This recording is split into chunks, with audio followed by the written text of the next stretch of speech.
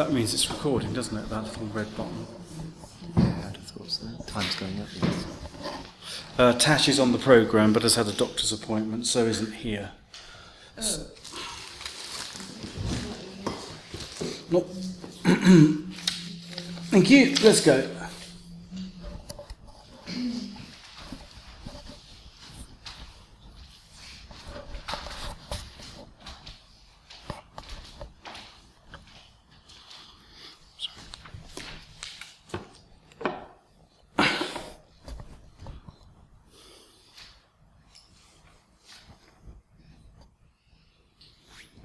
Sir, I desire you do me right and justice, and to bestow your pity on me, for I am a most poor woman, and a stranger born out of your dominions, having here no judge indifferent, nor no more assurance of equal friendship in proceeding. Alas, sir, in what have I offended you? Cause had my behaviour given to your displeasure that thus you should proceed to put me off and take your good ways from me? Heaven witness, I have been a true and humble wife, at all times to your will conformable, ever in fear to kindle your dislike, yea, gave subject to your countenance, glad or sorry, as I saw it inclined. When was the hour I ever contradicted your desire, and made it not mine too? Or which of your friends have I not strove to love, although I knew he were mine enemy? What friend of mine that had to him incurred your anger did I continue in my liking, nay, gave notice he was from thence discharged? So, call to mind, I have been your wife, in this obedience upwards of 20 years, and have been blessed with many children by you.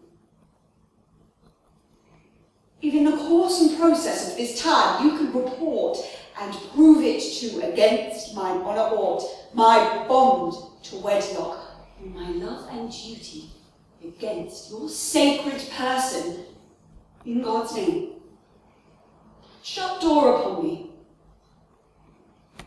and let the foulest contempt turn me away, and so deliver me up to the sharpest kind of justice.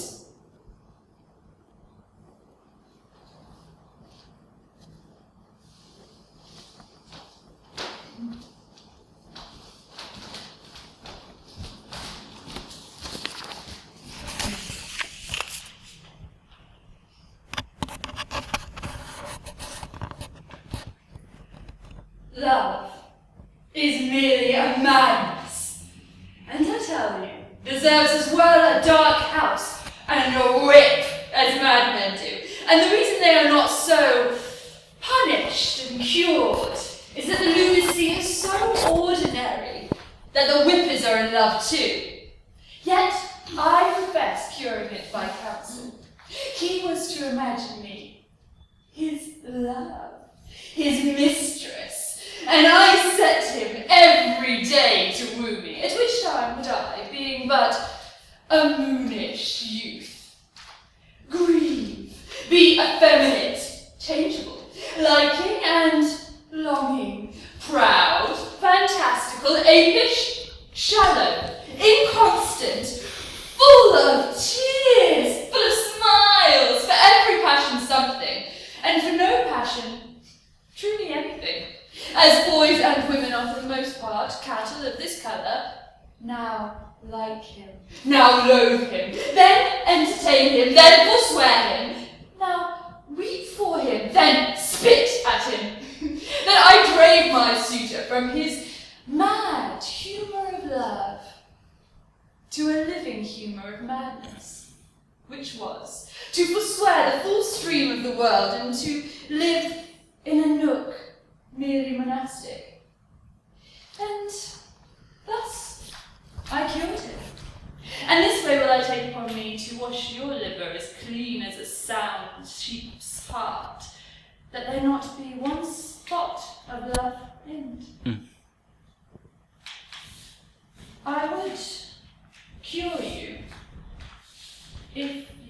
but call me Rosalind and come to my coat every day and woo me.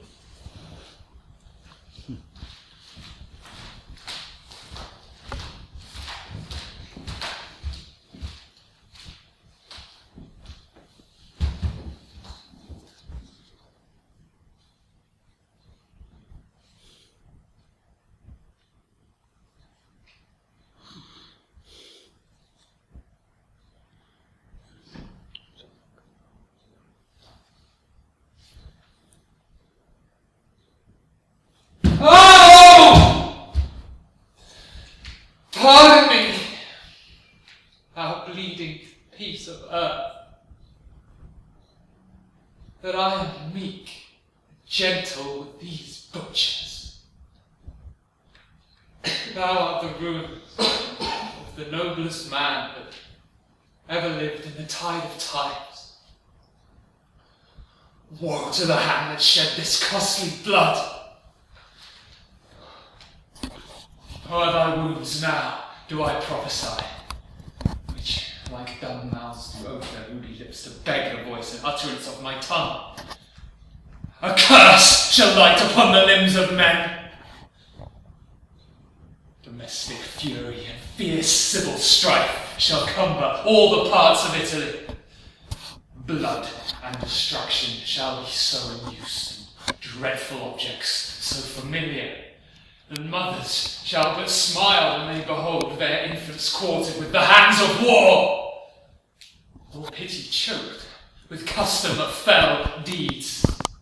And Caesar's spirit, ranging for revenge, with Arte by his side, come hot from hell, shall in these confines, with a monarch's voice, cry havoc, and let slip the dogs of war, that this foul deed shall smell above the earth, with carrion men, groaning for burial.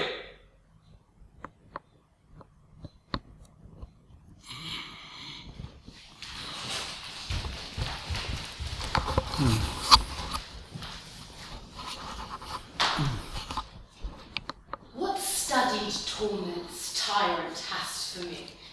What wheels, racks, fires? What flaming, boiling in leads or oils?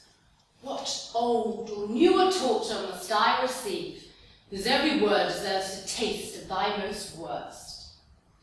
Thy tyranny, working together with thy jealousies, fancies too weak for boys, too green and idle for girls of 9.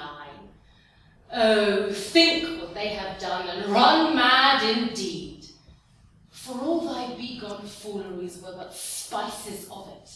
That thou betrayed Polyneices, 'twas nothing but to show thee of a fool, inconsistent and indamnable ingrateful. Nor was much thou wouldst have poisoned good Camilo's honour, to have him kill a king. Poor trespassers! More monstrous standing by were if I reckon a cast forth thy baby daughter, to be or none or little, though a devil would shed water out of fire ere done it. Nor was directly laid to thee the death of the good prince, whose honourable thoughts so high, so tender, cleft the heart that could conceive a gross and foolish steer, blemished to his gracious dam. But this is not no lie to thy answer, but the last. Oh, lords, when I've said, cry woe. The queen, the sweetest, dearest creature's dead, and vengeance for it not dropped down yet.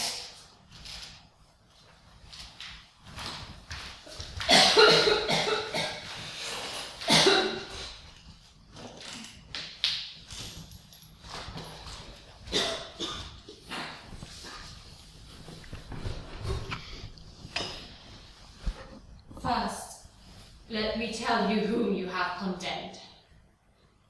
Not me begotten of a shepherd swain, but issued by the progeny of kings, virtuous and holy, chosen from above by inspiration of celestial grace to work exceeding miracles on earth.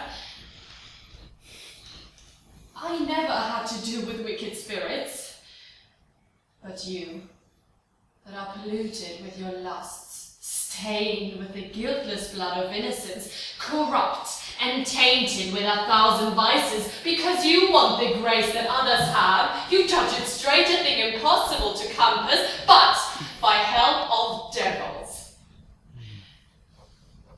No, misconceived. Joan of Arc hath been a virgin from tender infancy, chaste and immaculate in every thought, whose maiden blood thus rigorously effused will cry for vengeance at the gates of heaven. Oh, will nothing turn your unrelenting hearts? Then, Joan, discover thine infirmity that warranteth my lord to be thy privilege. I am with child, you bloody homicide.